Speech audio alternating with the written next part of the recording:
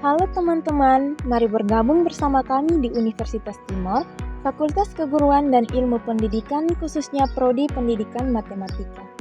Ayo ikuti kami untuk melihat lebih jauh ruangan dan lingkungan yang ada di Fakultas Keguruan dan Ilmu Pendidikan.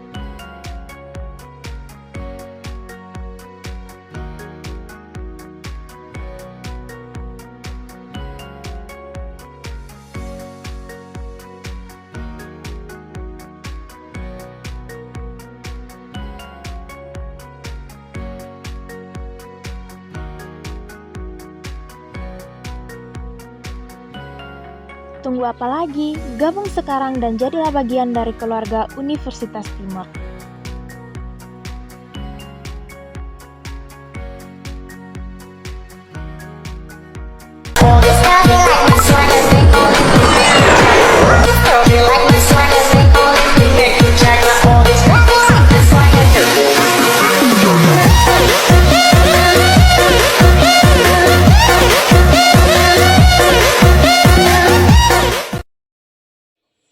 Halo semuanya, perkenalkan nama lengkap saya Maria Delofatani dengan NPM 34240059 dan saya Januari Anggreni Manu dengan NPM 34240034 dan saya Angelina Vinsaya dengan NPM 34240047 dan saya Sri Margaret Nurdaka dengan NPM 34240083. Saya Sufiana Yutanule dengan NPM 34240021. Saya Laura Fituna Sila dengan NPM 34240085.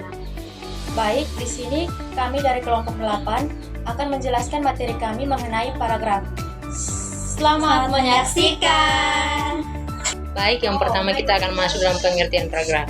Pengertian paragraf adalah gabungan beberapa kalimat yang saling berhubungan dan menghasilkan suatu tema tertentu. Paragraf yang baik setidaknya terdiri dari 2 kalimat atau gagasan. Tapi umumnya paragraf terdiri dari 4 hingga 10 kalimat, tergantung pengembangan gagasan yang diinginkan penulisnya. Materi berikutnya yaitu jenis-jenis paragraf. Jenis-jenis paragraf dapat dikelompokkan berdasarkan tujuannya dan berdasarkan kalimat utamanya. Yang pertama, macam-macam paragraf berdasarkan tujuannya. 1. Paragraf narasi. Paragraf narasi adalah jenis paragraf yang berisi rangkaian kejadian dari awal hingga akhir kejadian berdasarkan urutan waktunya. Yang kedua, paragraf eksposisi.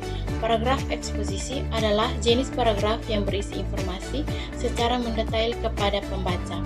Memang tujuan dari paragraf ini adalah memaparkan, menyampaikan informasi, menjelaskan, dan juga menerangkan suatu topik kepada orang lain. Yang ketiga, paragraf argumentasi. Biasanya paragraf argumentasi dapat ditemui pada artikel opini atau teks lomba-lomba debat.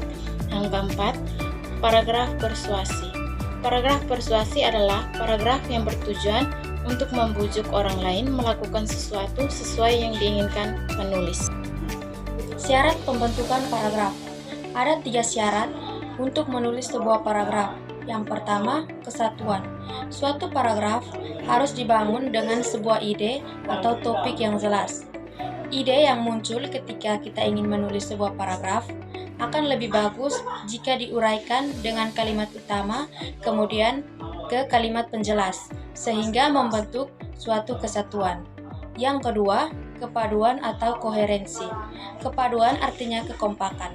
Dalam paragraf yang maksudnya kalimat satu ke kalimat berikutnya agar membentuk kalimat yang memiliki perpaduan yang indah. Yang ketiga, kelengkapan. Ketika unsur paragraf dalam tulisan ada yang hilang, maka tulisan bisa dibilang belum lengkap. Sehingga dalam menulis sebuah paragraf harus ada unsur-unsur paragraf seperti gagasan utama, kalimat penjelas, kalimat utama, serta konjungsi. Sehingga paragraf tersebut Baik, di sini saya akan disebut lengkap. menjelaskan fungsi dari paragraf. Yang pertama, membagi teks menjadi bagian-bagian yang lebih kecil sehingga memudahkan pembaca untuk memahami struktur tulisan. Yang kedua, menyajikan satu ide utama. Hal ini membantu pembaca untuk memahami poin-poin penting dalam tulisan. Yang ketiga, membantu pemahaman paragraf yang lebih baik akan menyajikan informasi secara terstruktur sehingga memudahkan pembaca untuk mengikuti alur pikiran penulis dan memahami isi tulisan dengan lebih baik. Yang keempat, menandai peralihan gagasan. Hal ini membantu pembaca untuk memahami transisi antar ide dalam tulisan. Yang kelima, memudahkan penulis. Paragraf juga membantu penulis dalam menyusun ide-ide secara sistematis dan mengekspresikan gagasan secara lebih jelas dan terperinci. Yang terakhir, mengarahkan pembaca paragraf. Hal ini membantu pembaca untuk mengikuti alur pikiran penulis, memahami poin-poin penting, dan memahami keseluruhan isi tulisan. Contoh-contoh dari paragraf. Yang pertama, contoh paragraf narasi atau bercerita. Contohnya seperti matahari mulai tenggelam, memancarkan jingga kemerahan di ufuk barat. Burung-burung camar berterbangan kembali ke sarangnya di tepi pantai. Suara deburan ombak yang tenang menjadi pengantar tidur bagi para nelayan yang baru saja pulang dari melaut. Suasana sore itu begitu damai dan menenangkan. Yang kedua, paragraf eksposisi atau menjelaskan. Contohnya seperti Pancasila adalah dasar negara Indonesia.